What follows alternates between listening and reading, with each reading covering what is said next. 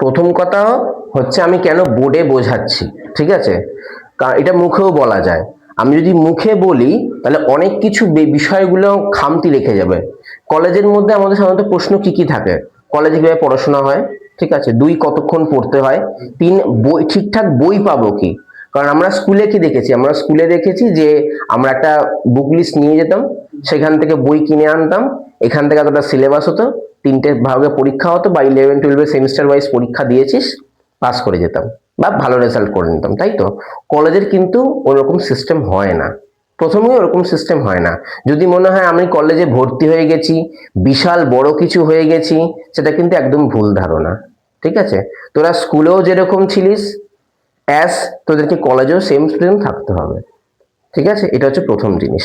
এবার প্রথম আমি একটা ভুল ভাঙবো, সেটা হচ্ছে এখনকার বিষয়ে সবাই ভাবে যে অনার্স এবং পাস দুটো সাবজেক্ট আলাদা। অনেকে ভাবে যে পাস নিয়েছি মানে তাহলে হয়তো আমার সম্মানটা নেই, তা কিন্তু নয়, ঠিক আছে? অনার্স আর পাস দুটোই সমান, একটুখানি বুঝে নে।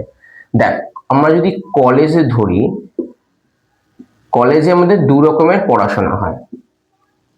এক হচ্ছে অনার্স, প্রশ্ন হলে আমাকে জিজ্ঞেস করবি, ঠিক আছে? দ্বিতীয় হচ্ছে পাস। পাস মানে হচ্ছে জেনারেলে, যেটা তোরা নিয়েছিস। আগের পরীক্ষা আগের জিনিস ছিল তোদের সিবিসিএস, এখন তোদের হয়েছে সিসিএফ, বা তোরা দেখি লেখা আছে এমডিসি, মাল্টি ডিসিপ্লিনারি কোর্স, দেখবি লেখা আছে। এবার অনার্সের আমাদের এখন দরকার নেই, কারণ আমরা এখানে জেনারেল নিয়ে আলোচনা করছি। এই দুজনেরই কিছু কমন পেপারস আছে যেগুলো আমাদের পড়তে হয়। এক আমরা করছি, সেটা হচ্ছে এসিসি, আমরা শুনেছি নামটা। দ্বিতীয় হচ্ছে আইডিসি, শুনেছি, আচ্ছা। তারপরে হচ্ছে এইসি, এটাও শুনেছি। আর লাস্টে আছে সিভ্যাক বা সিভিএসি। এই সিভ্যাক এর মধ্যে আবার দুটো পেপার থাকে, ঠিক আছে? এক হচ্ছে আমাদের ইএনভিএস, দ্বিতীয় হচ্ছে কনস্টিটিউশনাল ভ্যালু। ইএনভিএস আমরা আগে শুনে এসেছি, সেটা হচ্ছে পরিবেশ বিদ্যা, পরিবেশ বিষয়, খাদ্য জাল, খাদ্য শৃঙ্খল পড়েছিস, বুঝতে পেরেছিস? তো ওই জিনিসটা আমাদের ইএনভিএস এ আছে। নতুন জিনিস দাদা, কনস্টিটিউশনাল ভ্যালুটা কি? আমরা কি জানি কনস্টিটিউশন মানে কি, বুঝিস? সংবিধান। কনস্টিটিউশন মানে কি বললাম? সংবিধান। আর ভ্যালু মানে কি? মূল্য। তাহলে অর্থাৎ সংবিধানের যে মূল্যটা, আমরা কোন ধারায় কি আছে, ঠিক আছে, কিরকম করে রাজতন্ত্র কাজ করে, বলতে পারিস পলিটিক্যাল সায়েন্সের একটা ধারা হচ্ছে আমাদের কনস্টিটিউশনাল ভ্যালু। যেরকম করে আমরা পল সায়েন্স পড়বো, সেম টু সেম এগুলোকে আমাদের পড়তে হবে। এবার এগুলো হচ্ছে কমন সাবজেক্ট, অর্থাৎ আমাদের যারা অনার্স নিক বা পাস নিক, দুজনকেই আমাদের পড়তে হবে। এগুলো না পড়লে তুই পরের সেমিস্টারে যেতে পারবি না, ঠিক আছে? এবার অনার্সের আমরা পেপারটা পড়ি ডিএসসি পেপার, ঠিক আছে? কারণ বই কিনতে গেলে কাজে লাগবে এটা।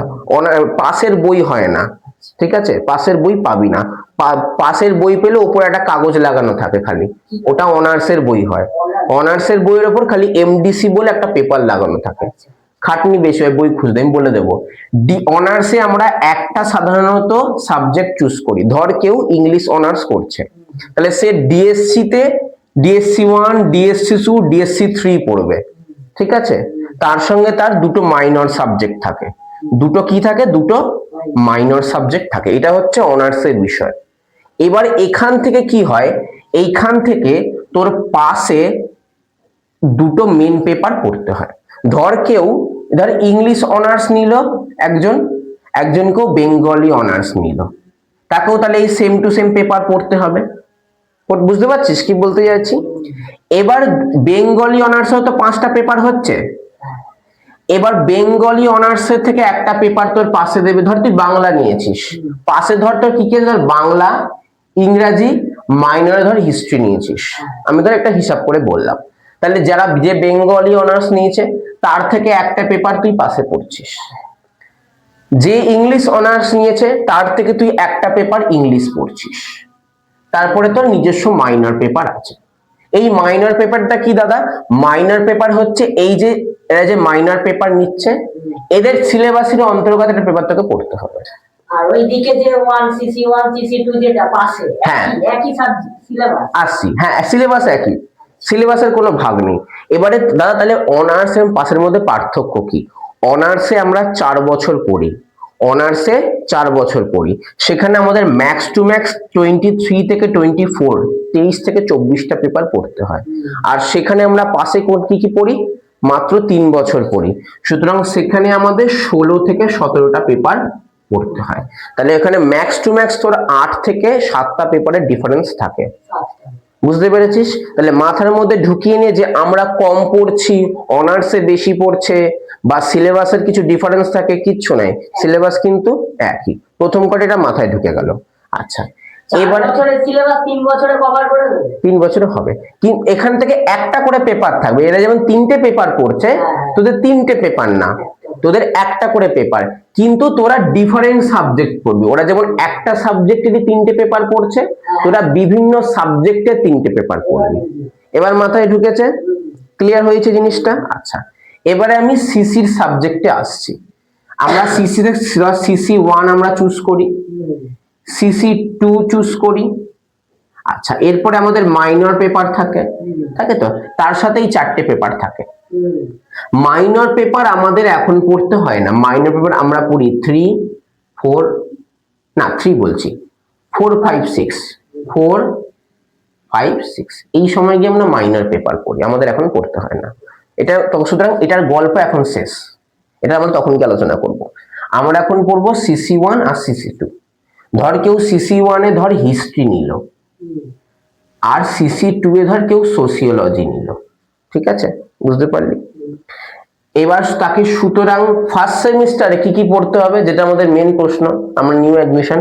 সুতরাং আমাদের ফার্স্ট সেমে আমাদের পড়তে হবে CC1, ঠিক আছে? আচ্ছা, পড়তে হবে CC2, এর সাথে পড়তে হবে আমাদের ACC পেপার। এই ACC পেপারটা কি, ফার্স্ট সেমিস্টারে তুই যে পেপারটা নিয়ে পড়ছিস তার অন্তর্গত একটা পেপার পড়তে হবে। মানে তুই হিস্ট্রি নিয়েছিস CC1 এ, তাহলে তোকে হিস্ট্রির অন্তর্গত একটা চ্যাপ্টার তোকে পড়তে হবে, সেটা হচ্ছে আমাদের ACC সাবজেক্ট। এটা এক্সট্রা হিসেবে থাকবে। হ্যাঁ, ACC স্কিল এনহ্যারেন্টমেন্টস কোর্স বলা হয়, ঠিক আছে? ACC। আচ্ছা, এরপরে থাকে IDC। তোরা দেখবি চুজ করেছিস IDC1, IDC2, IDC3 চুজ করেছিস 3টে সেমিস্টারের জন্য। সেখানে প্রথম যেটা নিয়েছে IDC1, সেটা তোদের ফার্স্ট সেমিস্টারে পড়তে হবে, IDC1, ঠিক আছে? ঢুকে গেল। তাহলে কটা পেপার হলো? 4টে পেপার হলো। আচ্ছা, তারপর তো পড়তে হবে AEC। আগে আমাদের সময় ছিল কম্পালসারি খালি ইংলিশ থাকবে, বাংলার কোনো সিন নেই সেখানে। তোদের এখন ইংলিশ বাংলা দুটোই আছে। তুই কি নিয়েছিস কম্পালসারির মধ্যে? বাংলা। তুই কি নিয়েছিস? তুই ইংলিশ। ওটা নিয়ে পরে আসছি আমি। তাহলে তোদের একটা কম্পালসারি পেপার হয়ে গেল, তাহলে 5টা হলো। এবারে আসছি সিভ্যাক। সিভ্যাকের মধ্যে আমরা কটা পেপার পড়ছি? 2টো। তাহলে ENVS আমরা পড়ছি, এর সাথে পড়ছি কনস্টিটিউশনাল ভ্যালু।